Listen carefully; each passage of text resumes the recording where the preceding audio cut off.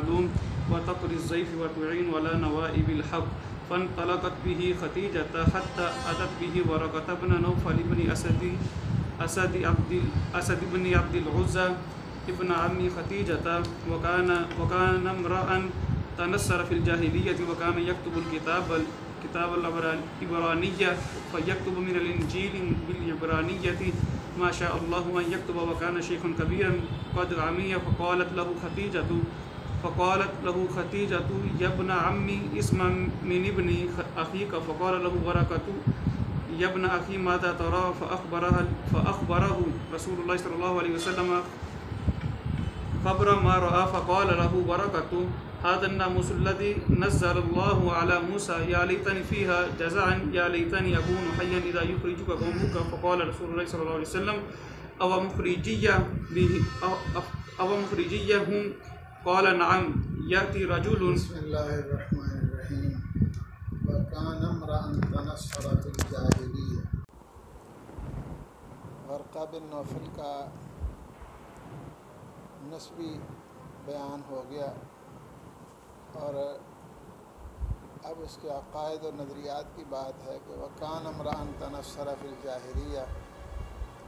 پہلے تو یہ مکہ کے ہی تھے اور مکہ کے لوگوں میں ہی ان کے دین پر چلتے تھے، لیکن میں نے کل آپ سے عرض کر دیا تھا کہ بہت سے دانا سمجھدار صاحب علم کچھ لوگ ایسے تھے جو واقعتاً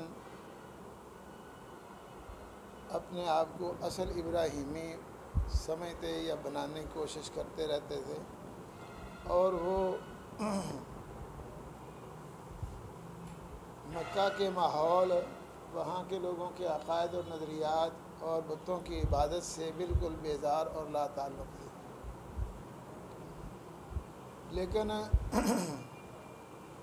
اگرچہ حضرت ابراہیم علیہ السلام کو اللہ تعالیٰ نے اپنا خلیل قرار دیا اور مکہ والے لوگ بھی اپنے آپ کو ان سے وابستہ قرار دیتے تھے، لیکن نہ ان کے عقائد حضرت ابراہیم علیہ السلام والے تھے، نہ ان کی عبادات و معمولات. البتہ نماز، روزہ اور دیگر اس طرح کی چیزیں جو اصل دین کے اندر رہیں وہ ان کے اندر موجود تھیں. بیت اللہ کا بنیادی طور پر احترام، اس کی صفائی، اس کا خیال، اور وہاں جانا، نماز پڑھنا اور اس طرح نیک اعمال کرنا، یہ جذبات ان لوگوں کے اندر موجود تھے. اندازہ کریں کہ یہاں تو ہم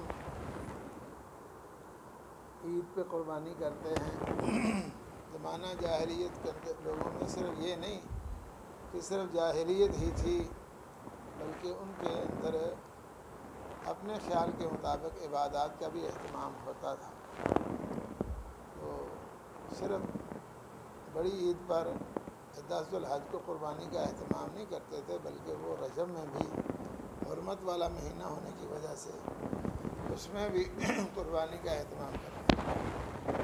اور جب بھی ان کا کوئی جانور پہلی مرتبہ بچہ جنتا وہ اپنے استعمال میں نہیں رکھتے تھے. اور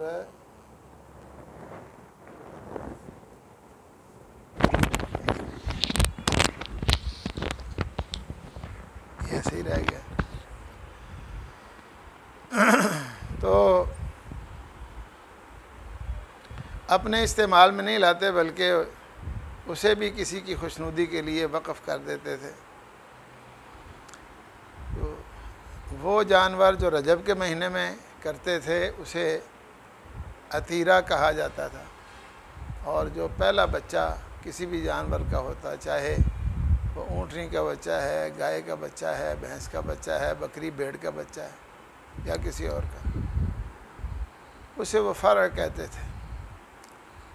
نبی اکرم صلی اللہ علیہ وسلم کے پاس صحابہ کرام رضوان اللہ علیہ اجمعین نے یہ بات رکھی کہ یہی نہیں ہے کہ ہمارے اندر صرف زمانہ جاہلیت کے اندر بری عادات و برے اخلاق تھے یا عقائد غلط تھے، بلکہ بعض اعمال اچھے بھی تھے، تو ان کے متعلق ہماری رہنمائی کی جائے.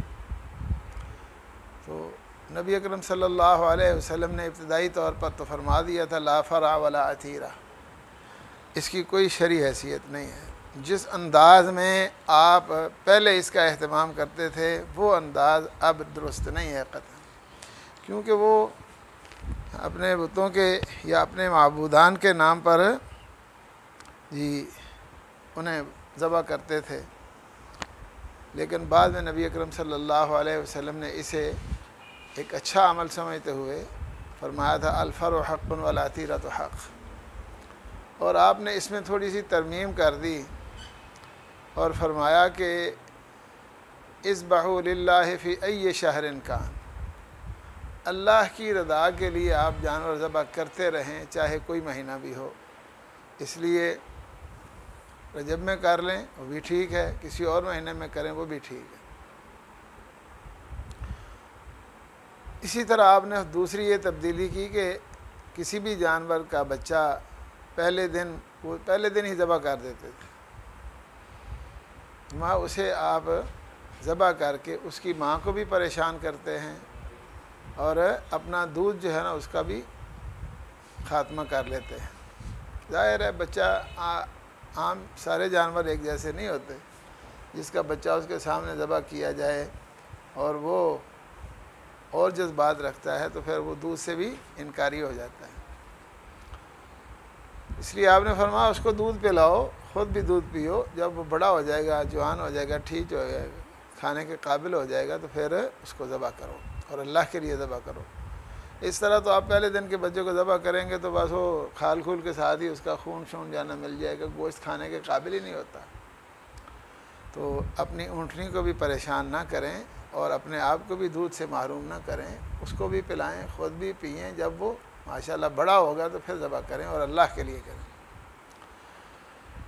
تو بہرحال ان حالات سے بہت سے لوگ بیزار تھے، تو وہ اس بیزاری کی وجہ سے ادھر ادھر چلتے پھرتے بعض مجالس میں آپس میں وہ اس فکر کی بنیاد پر یہ فیصلہ کرتے کہ چلو سارے الگ الگ کوشش کریں، کہیں دین مل جائے صحیح ہے نہیں تو وہاں اس کو قبول کر لیا جائے۔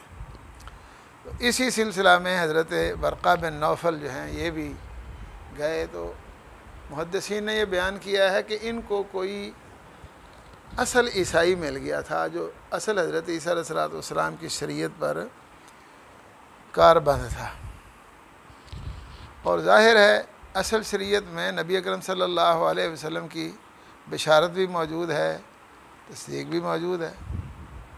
حضرت عیسیٰ علیہ السلام نے کہا تھا کہ مبشرا برسول یاتی من بعد اسمہ احمد مصدقا لما بین یدیہ من التوراۃ ومبشرا برسول یاتی من بعد اسمہ احمد، اور ان کی باتیں اچھی ہوتی تھیں۔ سارے عیسائی اس وقت ایسے نہیں تھے کہ جو حضرت عیسیٰ علیہ السلام کو اللہ کا بیٹا کہنے والے ہوں۔ اب بھی سارے عیسائی ایسے نہیں ہیں، عیسائیوں کے اندر بہت زیادہ گروہ ہیں اور مختلف عقائد اور مختلف نظریات رکھتے ہیں۔ میرے پاس ایک دفعہ کراچی سے ایک عیسائی آیا، پادری، تو وہ تو ویسے عمر رسیدہ تھا، بوڑھا تھا، تو 2 مرتبہ آیا، پھر ایک مرتبہ پہلے آیا، اس کے بعد دوبارہ آیا، ایمانوئیل روحی اس کا نام تھا۔ ویسے اس نے مجھے کہا تھا کوئی عیسائی مسلمان نہیں ہوتا، میں اتو کر دینے، کیونکہ اسلام کے اندر انسان کو بہت ہی زیادہ پابند کر دیا گیا ہے کہ یہ برے عقائد، برے اخلاق، بری عادات اور طور اطوار جو ہے نا ان سے بچے، کہ عیسائیت میں اب آزادی ہے۔ کہتا ہے یہ بات جڑے ہوتے ہیں نا ہمیں اپنے مفادات کی بنیاد پر ہوتے ہیں۔ اس کے بعد پھر باقاعدہ ایسے ظاہر ہوا بھی کہ بڑے بڑے جو ہیں جن کو ہمارے لوگوں نے بڑا پروٹوکول دیا وہ پھر السلام علیکم، تو لیکن وہ اذان ہو گئی اتفاق سے، اس کے بیٹھے ہوئے پوری اذان کا اس نے جواب دیا، اور نبی پاک صلی اللہ علیہ وسلم کا نام سن کر صلی اللہ علیہ وسلم بھی اس نے کہا۔ اللہ اکبر، میں بڑا حیران ہوا، لیکن میں نے کہا کہ آپ اتنا ماشاءاللہ قریب ہیں تو آپ آگے بڑھیں، ہاں جی، اوپر چڑھیں، کلمہ پڑھیں۔ تو وہ پھر اس پر خاموش ہو جاتے تھے، اور بعض دفعہ یہ کہتے کہ ہم سمجھتے ہیں۔ تو بہرحال حضرت برقہ بن نوفل کو کوئی ایسا عیسائی مل گیا جو اصل شریعت پر کاربند تھا، اس سے یہ متاثر ہو گئے اور یہ عیسائی ہو گئے۔ اور چونکہ حضرت عیسیٰ علیہ السلام اس وقت آخری نبی تھے انبیاء کے سلسلہ میں سے، خاتم النبیین نہیں تھے، یہ آخری نبی تھے، ان کے بعد کوئی نبی نہیں آیا، اور ان کی شریعت بالکل برحق تھی، اور وہ جو اصل اللہ تعالیٰ کی طرف سے لائے تھے وہی انہوں نے آگے پیش کیا ہے، اور جو لوگ اس کے اوپر قائم تھے وہ عقیدہ بھی ٹھیک رکھتے تھے، عمل بھی ٹھیک رکھتے تھے، تو ان سے واقعتاً وہ آدمی متاثر ہو جاتا ہے۔ اس کے اندر کوئی شرک نہیں ہے، اس کے اندر کوئی بتوں کی عبادت نہیں ہے۔ ویسے بھی حضرت ابراہیم علیہ السلام کی شخصیت یا ذات ایسی تھی کہ جو سب کے ہاں محبوب تھی، تو ان کا بھی ذکر ہو گیا۔ اچھا، حضرت ابراہیم علیہ السلام سے تو یہ متعارف ہی تھے اور مانوس بھی تھے، اللہ اکبر۔ بلکہ دوسرے لوگ جو یہودی عیسائی ہیں نا، حضرت ابراہیم علیہ السلام نبی اکرم صلی اللہ علیہ وسلم کے زمانے میں دیکھا جائے تو 4 مختلف طبقات سر برآوردہ تھے دنیا کے اندر، مسلمان بھی اور یہودی بھی، عیسائی بھی اور مشرکین مکہ بھی۔ یہ تھے اپنے آپ میں سمجھنا اسی صاحب کو جہاں تو یہودی کہتے تھے جنت میں جانے کے لیے یہودی ہونا ضروری ہے، عیسائی کہتے تھے عیسائی ہونا ضروری ہے۔ اور جب ان سے یہ سوال ہوتا کہ حضرت ابراہیم علیہ السلام کے متعلق آپ کا کیا خیال ہے، تو وہ اچھے جذبات کا اظہار کرتے۔ ان کو پوچھا جاتا ہے ابراہیم علیہ السلام تو یہودی نہیں تھے، یہودی تھے، عیسائی تھے۔ اللہ نے کیا فرمایا؟ اللہ اکبر، اللہ پاک نے فرمایا کہ جس چیز کا آپ کو پتہ نہیں ہے اس کی بات کیوں کرتے ہیں؟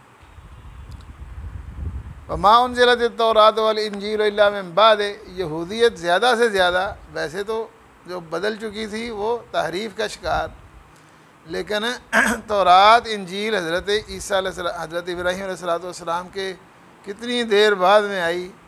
اگر مانا جائے کہ یہودیت تورات سے شروع ہوئی ہے یا انجیل سے شروع ہوئی ہے، عیسائیت نصرانیت، تو حضرت ابراہیم علیہ السلام تو ان سے پہلے تھے۔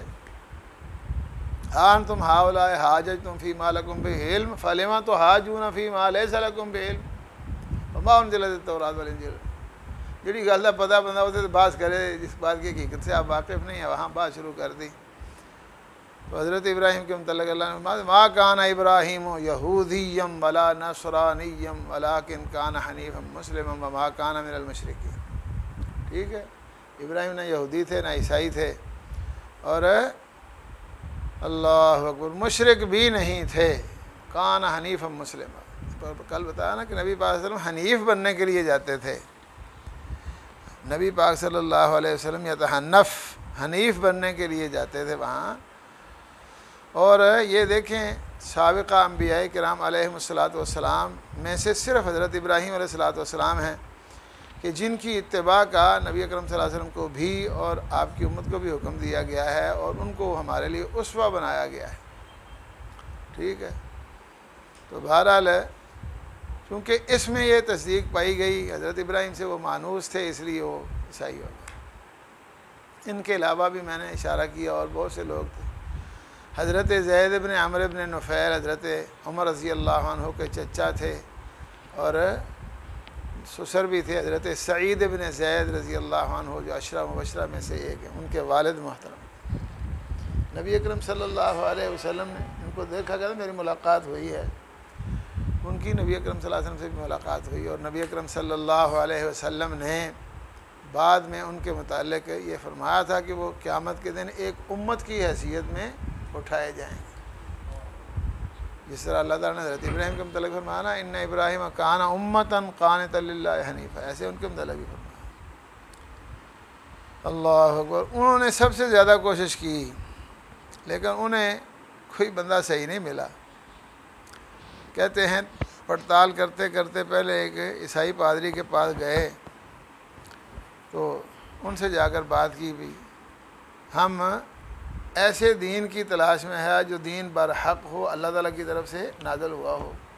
ساڑھا دین جی وہ یہ تو بات تھی نا کہ تورات بھی اللہ تعالیٰ کی طرف سے، انجیل بھی اللہ تعالیٰ کی طرف سے۔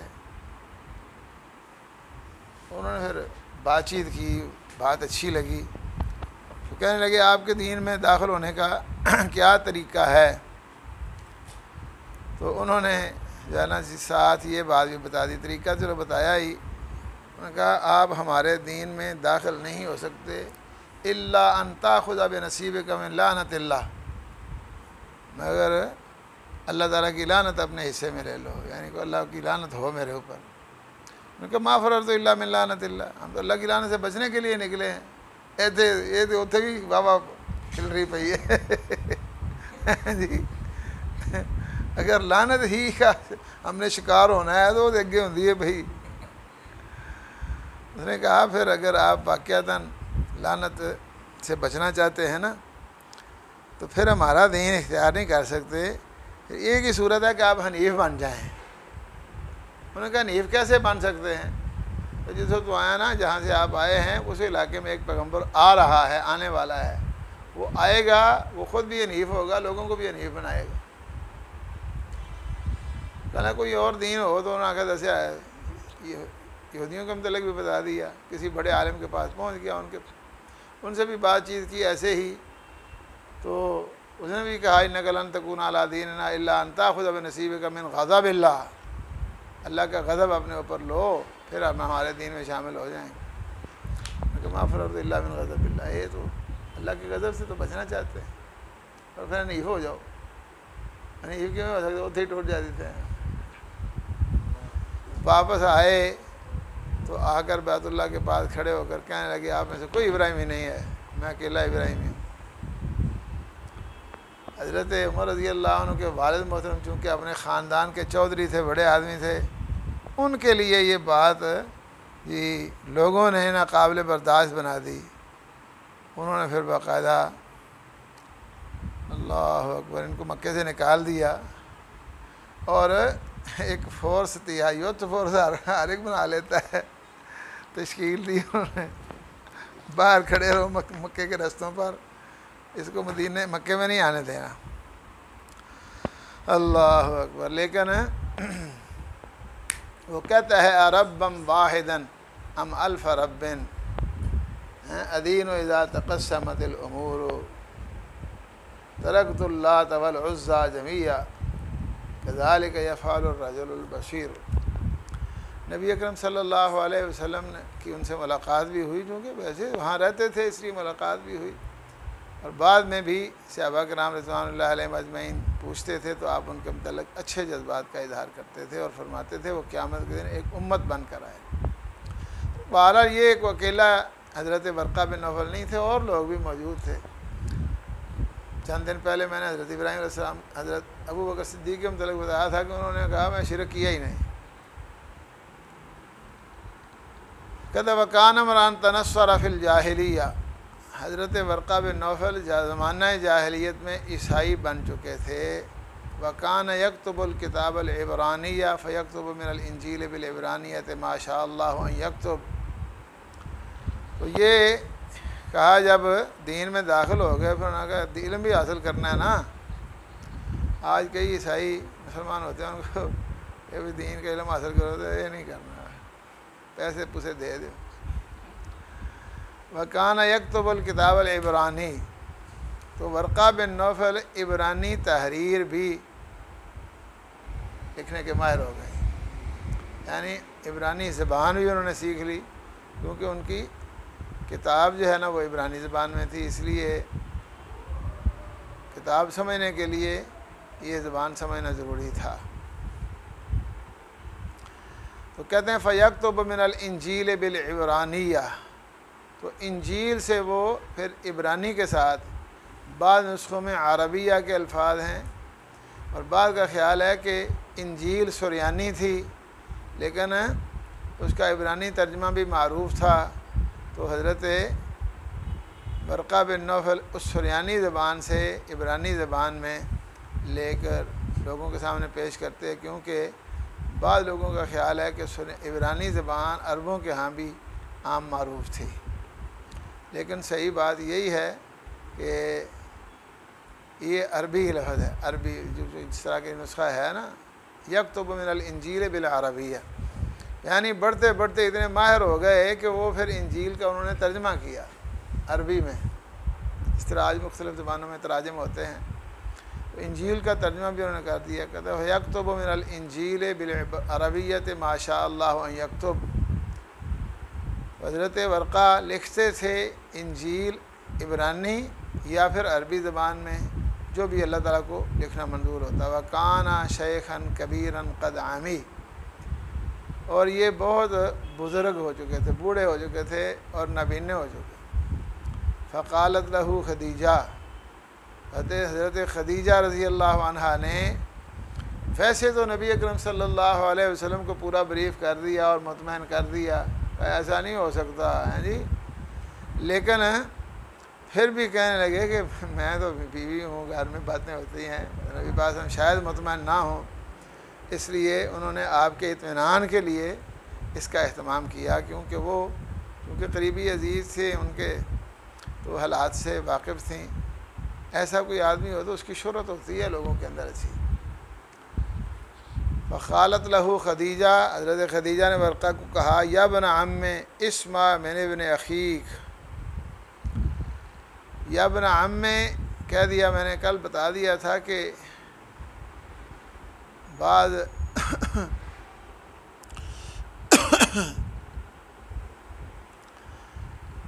نسخوں میں یا امے کے الفاظ بھی ہیں، جس طرح کہ ورقہ نے کہا یا ابن اخی، تو یہ صرف امے کا لفظ جو بولا گیا ہے یہ صرف احتراماً میں نے کہا تھا، بولا گیا، ویسے رشتہ یہی تھا جو بیان ہوا ہے، اس لیے حضرت خدیجہ نے اپنے اصل رشتے کے ساتھ ان کو مخاطب کیا، سنیں آپ اپنے بھتیجے سے۔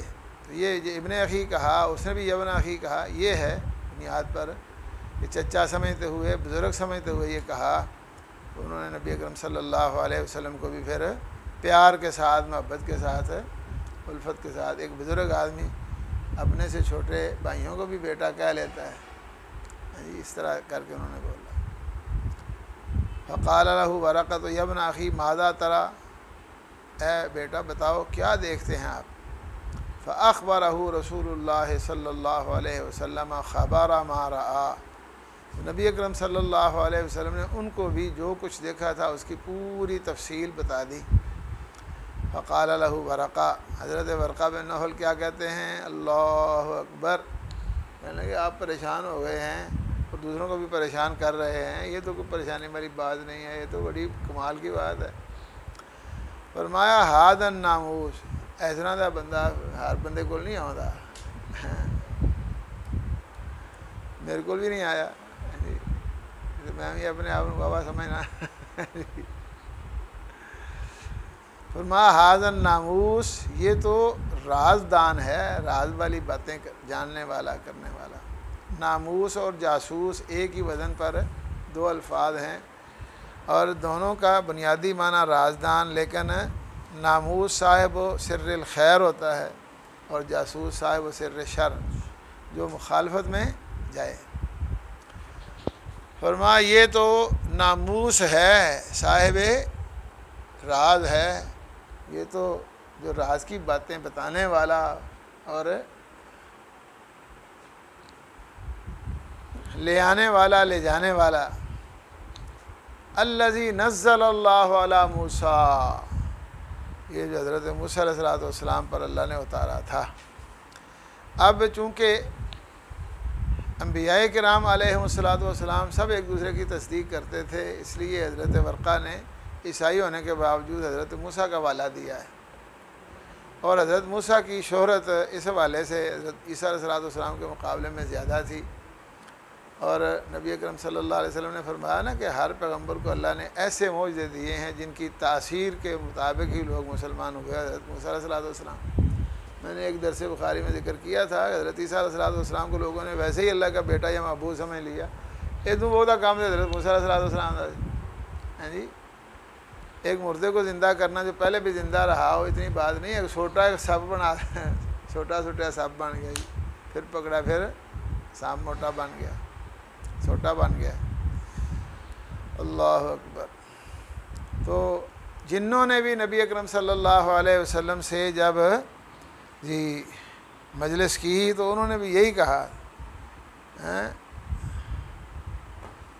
اللہ انا سمعنا کتابا انزل من بعد موسیٰ، ٹھیک ہے، حضرت موسیٰ علیہ السلام کی نبوت ویسے بھی جو ہے نا، جو اولو العزم پیغمبر 5 قرار دیے گئے ہیں، ان کی تفصیل ترتیب کے اعتبار سے ایسے ہی ہے۔ پہلے نبی اکرم صلی اللہ علیہ وسلم خلیل اللہ اور کریم اللہ بھی ہیں، دوسرے پھر خلیل اللہ ہیں، تیسرے کلیم اللہ ہیں، چوتھے پھر حضرت عیسیٰ علیہ السلام اور 5ویں حضرت نوح علیہ السلام۔ تو حضرت موسیٰ علیہ السلام کا حوالہ دیا، ھذا الناموس الذی نزل اللہ علی موسیٰ، یہ تو وہ فرشتہ ہے، جبریل ہے یا اسرافیل، یہ وہ فرشتہ ہے جو اللہ نے اتارا تھا حضرت موسیٰ علیہ السلام پر بھی۔ اس کے بعد پھر یکدم حضرت ورقہ نے اللہ اکبر کہا کہ میں کر کچھ نہیں سکتا، میں بڈھا ہو گیا، نظر بھی کچھ نہیں آتا، مجھے پریشان ہوں میں، تجھے ہر شخص کی مدد کی ضرورت ہے اور میری مدد کی بھی ضرورت ہے، کیونکہ حالات بڑے خراب ہونے والے ہیں۔ یا لیتنی فیہا جزع، کاش کہ میں آپ کی دنیا کے اندر شہرت، نبوت اور دعوت کے ایام میں جوان ہوتا، یا لیتنی اکون حیا، زندہ ہوتا، اذ یخرجک قومک، جب نکالے گی آپ کو آپ کی برادری ہی۔ رسول اللہ صلی اللہ علیہ وسلم نے یہ نئی بات سن لی، نئی بات، یہ کیسے ہو سکتا؟ میں نے بتایا تھا نا اس دن حضرت موسیٰ علیہ السلام، حضرت شعیب علیہ السلام کی برادری سے لوگ گھبراتے تھے، تو نبی پاک نے کہا، انہوں نے کہا تھا لولا رحتک لرجمناک، اگر تیرا یہ قبیلہ خاندان نہ ہوتا تو ہم نے کبھی کا تجھے رجم کر دیا ہوتا۔ نبی اکرم صلی اللہ علیہ وسلم، میری تو برادری مخالف ہے، تو انہوں نے پہلے بتا دیا۔ اللہ اکبر۔ نبی پاک یہ سن کر حیران ہو گئے اور پریشان بھی ہو گئے، ابا مخرجی یا ہم، وہ نکالیں گے میرے اپنے ہی؟ فرمایا ہاں ہاں ان کی بات کر رہا ہوں، لم یات رجل قط بمثل ما جئت به الا عودی، نہیں لایا کوئی شخص کبھی ایسی چیز جیسی آپ پیش کر رہے ہیں، یہ بتا رہے ہیں، مگر وہ حاسد حسد کا شکار ہو جاتے ہیں اور اس سے عداوت اور دشمنی اور اس پر زیادتی بھی کی جاتی رہی ہے۔ چلو ہن پھر جی میں اللہ نے منظور ہے، فرمایا وَإِن يُدْرِكْنِي يَوْمُكَ أَنْصُرْكَ نَصْرًا مُعَزَّرًا، اگر پا لیا مجھے آپ کے اس زمانے نے، انتشار نبوت کے وقت نے، جب دعوت کا وقت ہوگا اور آپ کو نکالنے والے نکالنے پر تیار ہوں گے، دور کریں گے، انصرک نصرا مؤزرا، بہت مضبوط مدد میں میری طرف سے آپ کو حاصل ہوگی۔ یہ نبی اکرم صلی اللہ علیہ وسلم کی تصدیق کا اس وقت جو انداز تھا وہ یہی تھا، انہوں نے تصدیق کر دی۔ بہرحال نبی اکرم صلی اللہ علیہ وسلم پر وحی کی میرٹ کے اعتبار سے دیکھیں تو وہ بھی پہلے بیان ہو گئی ہے، اور اگر کوائف دیکھیں تو وہ بھی وہی ہیں جو انبیاء کرام علیہ الصلوۃ والسلام، کوئی نیا انداز نہیں ہے۔ اور پھر یہ کہ ورقہ نے نبی پاک صلی اللہ علیہ وسلم کو، جو کہ دانشور تھے، جہاں دیدہ تھے، نبی اکرم صلی اللہ علیہ وسلم کو کی تصدیق کر دی۔ یہ حصہ جو ہے نا حضرت عائشہ رضی اللہ عنہا سے 3 مرتبہ آتا ہے صحیح بخاری میں، یہاں پہلی مرتبہ دیکھا۔ اللہ اکبر۔ جی کوئی اور بات اس کے حوالے سے ہو؟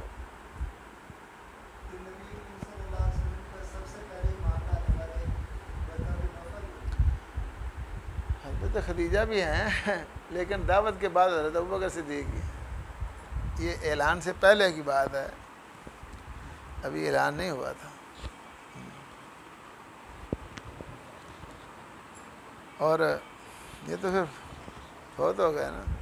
ثم لم ينشب ورقة ان توفی وفتر الوحی، پھر نہ ٹھہرے ورقہ بن نوفل یہ کہ وفات پا گئے اور وحی کا سلسلہ بھی ٹھیلا پڑ گیا، سست ہو گیا. مگر یہ بات اس کا حصہ. ثم لم ينشب ورقة ان توفی، پھر نبی اکرم صلی اللہ علیہ وسلم تو ظاہر ہے ہر کام اللہ تعالیٰ کے حکم سے ہی کرتے تھے. جب اعلان کا حکم ہوتا پھر ہی حکم ہوا. جب اعلان کا حکم ہوا تو انذر عشیرتک الاقربین، اور آپ نے عام خاص سب سے رابطہ کر کے سب کو بلایا اور سب کو حقیقت بتائی. پھر نہ ٹھہرے ورقہ یہ مگر یہ کہ وفات پا گئے. وفتر الوحی، اور ادھر وحی کا سلسلہ بھی سست ہو گیا. فطر کا معنی سست ہونا ہی ہوتا ہے، جیسے قرآن مجید میں ہے یسبحون اللیل والنہار لا یفترون. نبی اکرم صلی اللہ علیہ وسلم فرشتوں کے متعلق اللہ نے فرمایا کہ وہ دن رات اللہ کی تسبیح بیان کرتے ہیں، کبھی بھی سستی نہیں کرتے. ہمارے یہاں تو مصروفیات اور قسم کے حالات ایسے ہیں، اور انسان اپنے یہ کاروبار کی وجہ سے، گھر والوں کی وجہ سے، اولاد کی وجہ سے، دیگر مصروفیات میں انسان کبھی ایسا پھنس جاتا ہے کہ وہ ذکر جو ہے نا اس سے انسان قصداً غافل نہ بھی ہو تب بھی غفلت کا شکار ہو جاتا ہے. لیکن اتنے گل کوئی نہیں اور نہ کوئی بال بچہ، نہ کوئی دکان، نہ کوئی کاروبار، نہ کوئی اور چیز، کوئی وہ مصروفیت، بس یہی مصروفیت ہے. سبحان اللہ، الحمدللہ، لا الہ الا اللہ، اللہ اکبر، اللہ اکبر. اب وحی کا سلسلہ سست ہونے کا مطلب یہ نہیں ہے کہ وحی کا سلسلہ ختم ہو گیا، بلکہ وحی اسرافیل کا تذکرہ پہلے ہوا ہے کہ نبی اکرم صلی اللہ علیہ وسلم کے پاس اس دوران وقتاً فوقتاً آتے اور ایک دو بات بتاتے سمجھاتے تھے. تو جس انداز میں وحی کا سلسلہ انبیاء کرام علیہم الصلاۃ والسلام کی طرف ہوتا تھا بعد میں، وہ انداز نہیں تھا ابھی. اور یہ آہستہ آہستہ آہستہ آہستہ ہی پہلے خواب، پھر یہ واقعہ ہو گیا، اس کے بعد پھر جانا. کیونکہ آپ کو بتایا گیا ہے کہ نبی اکرم صلی اللہ علیہ وسلم اس سے بہت تکلیف محسوس کرتے تھے. آگے آ رہا ہے یعالج من التنزیل شدہ، وحی کے نزول کی وجہ سے آپ تکلیف محسوس کرتے ہیں. اس لیے آہستہ آہستہ ایک کام کیا جائے تو انسان اس کا جو ہے نا ماہر بن جاتا ہے، یا اس کے اندر صلاحیت پیدا ہو جاتی ہے اور کام کرنے کی قوت برداشت ہو جاتی ہے. یکدم کریں تو نہیں ہو سکتی. اس میں یہی بنیادی حکمت تھی کہ یہ جو قول ثقیل ہے یہ اتنا بوجھل ہے کہ اس کا بوجھ جو ہے نا یہ قابل برداشت نہیں. اس لیے تھوڑا تھوڑا کر کے جی اللہ. چلو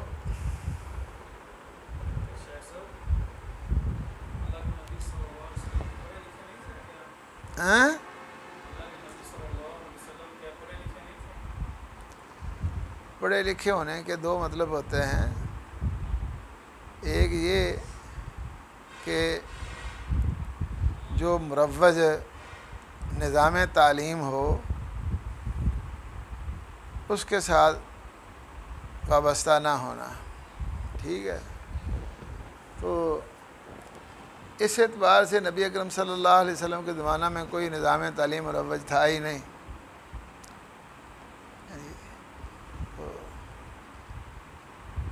اس لیے جس طرح عام لوگوں کو بھی اللہ تعالیٰ نے ان پڑھ کہا ہے، اسی طرح نبی اکرم صلی اللہ علیہ وسلم کے متعلق بھی یہی بات کہی ہے. النبی الامی الذی یؤمن باللہ وکلماتہ واتبعوہ لعلکم تہتدون قل یا ایھا الناس انی رسول اللہ الیکم جمیعا. تو اس میں یہ بات ہے. اور نبی اکرم صلی اللہ علیہ وسلم واقعتاً کسی سکول، کالج یا درسگاہ میں نہیں گئے. دوسرا مطلب جو ہے نا جی وہ یہ ہوتا ہے کہ انسان میں پڑھنے لکھنے سے جو صلاحیت پیدا ہوتی ہے وہ بسا اوقات ویسے بھی حاصل ہو جاتی ہے. آپ دیکھیں کہ ہمارے یہاں یہ بات چلتی ہے، باقی لوگوں میں نہیں ہے، کہ کوئی آپ سے مسئلہ پوچھے تو 5-7 بندے کو بیٹھے 10 سے تیار ہوں گے تو اس کی وجہ یہی ہوتی ہے کہ وہ مجالس علم میں شرکت یا اس میں موجود رہنے کی وجہ سے یا کسی عالم سے طول ممارست کی وجہ سے ان کے اندر یہ کیفیت بن جاتی ہے. جذباتی تو نہیں ہونا چاہیے لیکن تو نبی اکرم صلی اللہ علیہ وسلم ہسٹری تاریخ کو ویسے سنانے کی بنیاد پر جانتے تھے. بڑی باتیں پرانی نبی پاک صلی اللہ علیہ وسلم کیا کرتے تھے لیکن بنیادی طور پر کسی کالج یا سکول میں نہیں پڑھے, کسی درسگاہ میں نہیں گئے. تو اللہ نے بھی یہی فرمایا ما کنت تتلو من قبلہ من کتاب ولا تخطہ بیمینک اذا لارتاب المبطلون. بعض لوگوں نے کہا نبی آپ ان پڑھ ہیں, کہ نبی پاک بھی ان پڑھ تھے, لیکن نبی پاک کا ان پڑھ ہونا تو آپ کے لیے ایک کمال ہے کہ ان پڑھ ہونے کے باوجود آپ سب کچھ پڑھتے اور بیان کرتے ہیں. تو آپ لوگ کے ان پڑھ ہونا چاہیے, یہ نبی پاک کی طرح نہیں ہے, یہ عیب ہے. ہمارے جیسے لوگوں میں یہ تعلیم و تعلم کا سلسلہ نہ ہو تو یہ ہماری خامی اور کمزوری سمجھی جاتی ہے, جبکہ نبی اکرم صلی اللہ علیہ وسلم کے لیے یہ تو اللہ تعالیٰ, میں نے بتایا تھا اللہ تعالیٰ نے قرآن جی سکھایا ہے اور اس کا بیان بھی سکھایا ہے. تو نبی پاک ہم نے سیکھا ہے, سب سے پہلے قرآن اللہ نے سکھایا اور نبی پاک نے سیکھا ہے. پڑھے لکھے کیوں نہیں تھے, لیکن عام عرفی اعتبار سے جو ہوتا ہے معاملہ وہ نہیں تھے. بعد میں تو صحیح بخاری میں دوسری نبی پاک لکھ بھی لیتے تھے, پہلے ایسے نہیں تھے.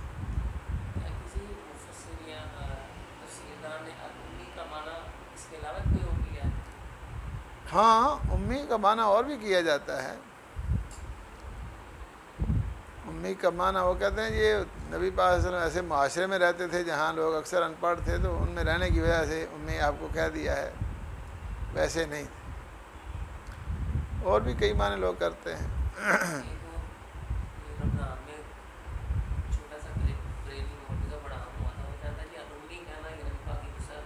ہاں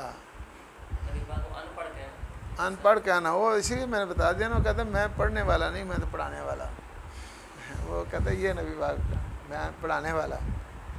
لیکن نبی پاک پڑھانے والے ایسے تو نہیں بنے, پہلے اللہ تعالیٰ سے سیکھا ہے پھر آپ نے آگے سکھایا ہے. اللہ اکبر. ہاں جی ایسے ہی ہوتا ہے.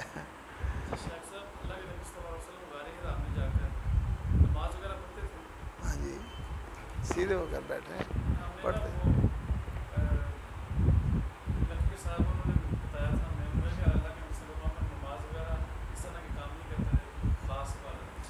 پتہ نہیں وہ پھر وہاں نال ہوں گے, نبی پاک ان کو پتہ چل گیا ہے. میں نے یہ بتایا تھا کہ وہاں لوگ نمازی تھے, میں نے پہلے آج بھی بتایا ہے کہ یہ نہیں مکے کے لوگ جو سارے جو پٹھے کام ہی کرتے تھے, مسجد حرام کیا بڑا احترام کرتے تھے, خدمت کرتے تھے, صفائی بھی کرتے تھے.